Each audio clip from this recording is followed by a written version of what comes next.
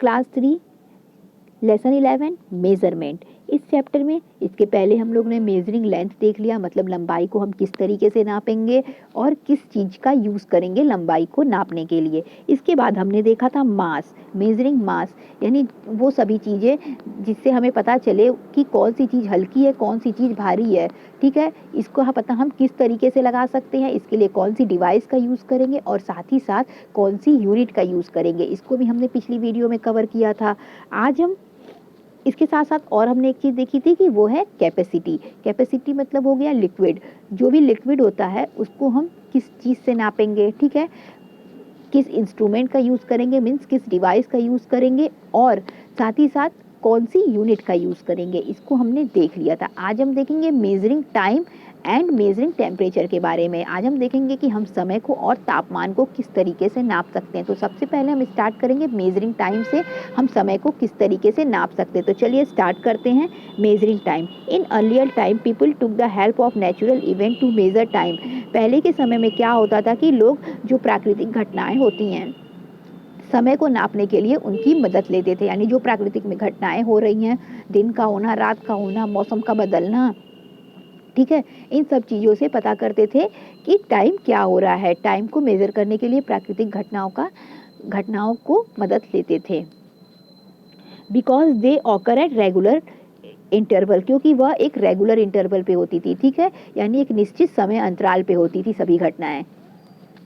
For example, उदाहरण के लिए, the time interval between one sunrise and the next is a unit of time called day. Example के लिए दिया हुआ है कि एक सनराइज से यानी एक सूर्योदय से दूसरे सूर्योदय के बीच का जो समय अंतराल होता है, ठीक है, जो एक सूर्योदय से लेके दूसरे सूर्योदय के बीच का, ठीक है, जो समय अंतराल होता है वह भी एक समय का इकाई है, यूनिट है, जिसे दिन कहा जाता है। इसी तरीके से similarly the time period from one sunset to sunrise is called night. इसी तरीके से एक सनसेट से मतलब एक सन जो सनसेट होता है मतलब सन का डूबना, ठीक है, सन का सेट होना मतलब डूबना, सन के डूबने से सन के राइज होने तक का समय, जब सन डूब गया और उसके बाद जब सन राइज होगा तो वो क्या कहलाएगा, नाइट कहलाएगा। ठीक है, आगे देखिए, nowadays we use watch और क्लॉक टू मेजर टाइम। इस समय हम वॉच का या क्लॉक का यूज कर रहे हैं समय को मेजर करने के लिए। Second is the standard unit of time. और जो सेकंड होता है, सेकंड में हम टाइम नापते हैं ना, जो सेकंड होता है वह टाइम मेज़र करने का स्टैंडर्ड यूनिट होता है। मतलब यदि हम टाइम को सेकंड में नाप रहे हैं, अगर मेरी घड़ी में टाइम सेकंड में बता रहा है तो उसी सेकंड में टाइम आपकी घड़ी में भी वैसा ही बताएगा, यानी सबके लिए जो टाइम, जो यूनिट सबके लिए समान हो वही तो स्टैंडर्ड यूनिट होती है। तो सेकंड इसकी क्या हो गई, स्टैंडर्ड यूनिट हो गई। Other commonly units are minute and hour. इसके बाद मिनट और आवर में भी हम समय को नापते हैं। ठीक है, एक घंटा अगर हमारे लिए होगा, किसी अगर 2 बजे से 3 बजे तक का समय अगर हमारे लिए 1 घंटा है तो आपके लिए भी 1 घंटा होगा ना। तो इसी तरीके से हम इसको नापते हैं, इसीलिए इसे हम स्टैंडर्ड यूनिट कहते हैं, क्योंकि ये सभी लोगों के लिए समान होगा। कोई भी आदमी कहीं भी बैठा हो, लेकिन 2 बजे से 3 बजे का समय सबके लिए 1 घंटे का ही होगा। ठीक है, 1 घंटे में 60 मिनट होते हैं और ये सबके लिए समान होंगे। तो स्टैंडर्ड यूनिट का मतलब यही होता है कि जो भी होगा वो स्टैंडर्ड होगा और सबके लिए एक जैसा होगा। ठीक है, सबके लिए एक जैसा होना ही क्या हो गया, स्टैंडर्ड यूनिट हो गया। आगे देखते हैं मेजरिंग टेम्परेचर। टेम्परेचर को हम किस तरीके से नापते हैं। Temperature is the measurement of how hot और cold an objective.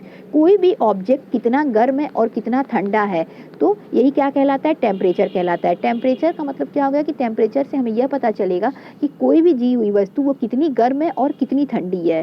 Remember when you suffer from fever your mother take your temperature with thermometer. आपको याद होगा कि जब आपको फीवर हुआ रहता है तो आपकी मम्मी क्या करती हैं कि आपका टेम्परेचर थर्मोमीटर की सहायता से नापती हैं। थर्मोमीटर लेती हैं और उससे क्या करती हैं, आपके बॉडी का टेम्परेचर नापती हैं।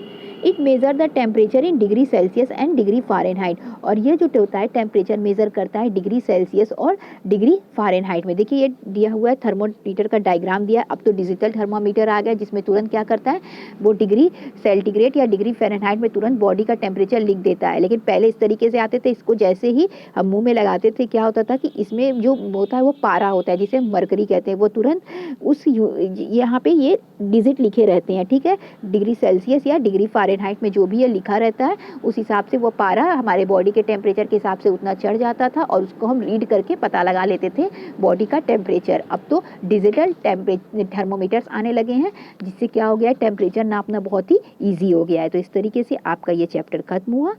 ओके, तो इससे रिलेटेड और सारी चीज़ें आप पिछले वीडियो में भी देख सकते हैं। Thank you.